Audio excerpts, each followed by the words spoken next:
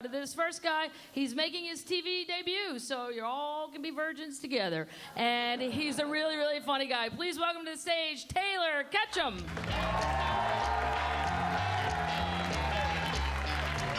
Thank you guys so much. Wow. Wow. This is great. Thank you guys. Thank you guys so much. I really appreciate that. I really do. I'm really glad that you all came out tonight. It just means a lot to me. I've been seeing a therapist for a little while, and I'm trying to process through a lot of my abandonment issues that I have, and she was supposed to come to the show tonight. I don't know what happened though. She went out for a pack of cigarettes. I ain't seen her since, but just keep our fingers crossed. I live here in New York. I think I've had it with this town. I've been here for 4 years. My feet hurt. My lips are chapped. I want to go home. This is a conversation I just overheard in New York City. These two women were talking, and one of them said to her friend, she goes, "Oh my God, did you see that viral video of that guy masturbating on the subway?" And then her friend said, "The new one?" Nice town you have here. It's real quaint. Every woman eventually gets masturbated at if they live here long enough. That's just part of New York City, baby, you know? I saw a woman crying on the subway the other day, and that's like our version of being masturbated at.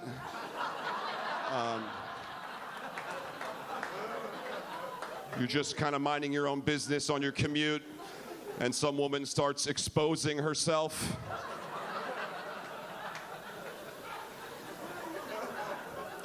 Whenever I see a woman crying on the subway, I always, and it happens a lot, I live off the N train, which is like one of the heavier cry lines. But when I see that, I always try to give her like a look, you know? Nothing creepy or sexual, nothing predatory, but just an acknowledgement from one human being to another. She's crying, just like a little like...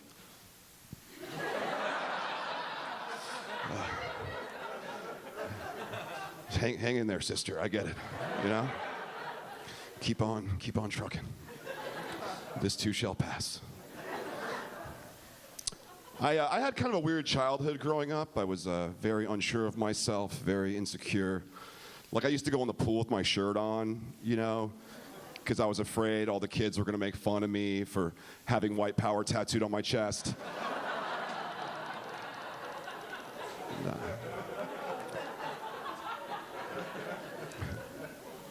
I just started getting tattoos again after a 17-year break. And if you have a friend that's in his mid-30s and he just starts getting tattoos out of nowhere, help him, okay?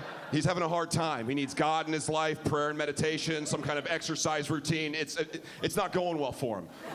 My first tattoo I ever got was when I was 18 years old, and I got my initials on my arm.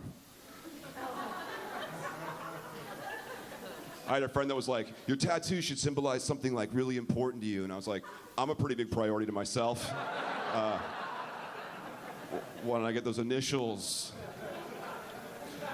My initials are WK. My first name is William, but nobody calls me that. And a few years later, after I got the tattoo, I got pulled over by the police, and I had a suspended license and a warrant.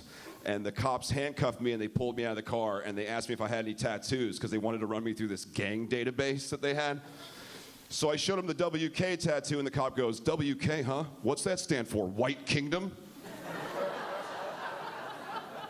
Like he just took 2 letters and made me a Nazi. And I don't know what other clues he had. It could have been my Weezer t-shirt. It could have been my hate-mongering Ford Focus. I don't know. But maybe he's just the guy that always thinks there's like some depth in your tattoo. Like everybody has that friend like, "What's that symbolize to you, man?" Maybe he's just that guy. Maybe every time he pulls somebody over, that's what it's like, you know? "Hey, license and registration. You got any ink? You tatted up anyway? You affiliate with anybody? You got any markings I need to know about? What's that say on your arm? Carpe diem?" That's Latin. You a Latin king? "You got any other tattoos I need to know about? What's that say on your other arm?" "You got a Tasmanian devil wearing boxing gloves. And underneath it, what's that say? Let the good times roll?" "You a Tasmanian good time roller?"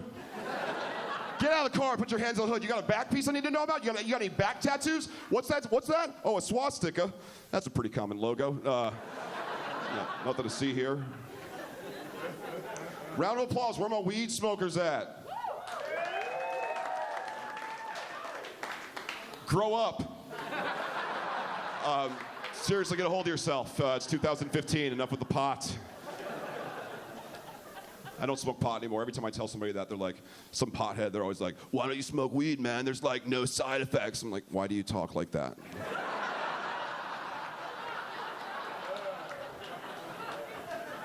You sound like a Malibu lifeguard and you work at a Quiznos on Staten Island. Seems like a pretty significant side effect that you might want to get taken a look at. I don't know. Just check it out, you know? You guys are nice. I've been pretty depressed lately. I just got out of a 6-year relationship, and it's been very hard for me. And all my friends are trying to help me out and make me feel better about it. And I appreciate it, but they can chill out. I'm okay. I was tagging along with a friend of mine the other day while she ran errands, and I kind of confided in her a little bit. I told her, you know, I'm sad and I'm lonely, and I don't think I want to be here anymore. And she was like, oh my God, Taylor, you have to swear to God that you would never do something like that you would never hurt yourself in that way. That's what cowards do, and you can't leave your family and the people that love you and everybody that sacrificed so much to make you happy. How dare you? You fucking ungrateful ass. And I was like, I'm not talking about killing myself. I just really want to leave this Forever 21. They're not hiring and nothing fits me here.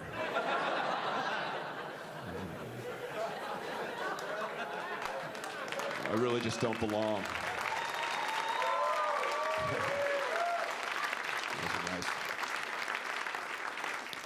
Like being a comedian, it's nice. I overheard this woman say the other day, she goes, I used to work at a Tex-Mex restaurant back during the Tex-Mex heyday. You guys remember that time? I used to wait tables. There was no heyday. It was an awful experience. If you've never waited tables before, this is what it's like. It's like being a single mother to 25 children you hope die.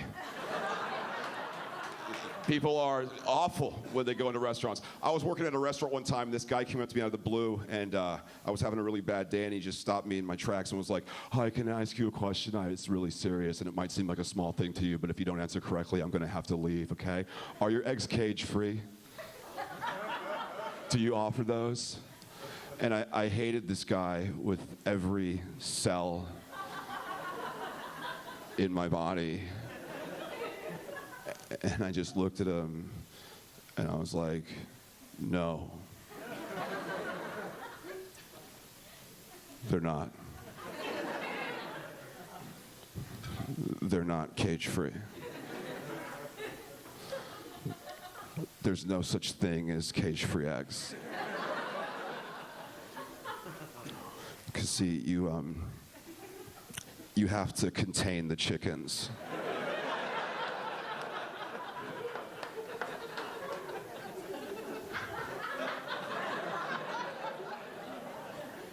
If you don't, they just leave.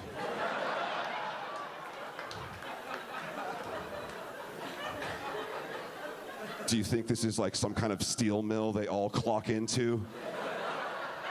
25 more years, we get our pension, right, Larry? You asshole. That's my time. Thank you so much. I'm Taylor Ketchum, man. Enjoy the rest of your night. Really appreciate it.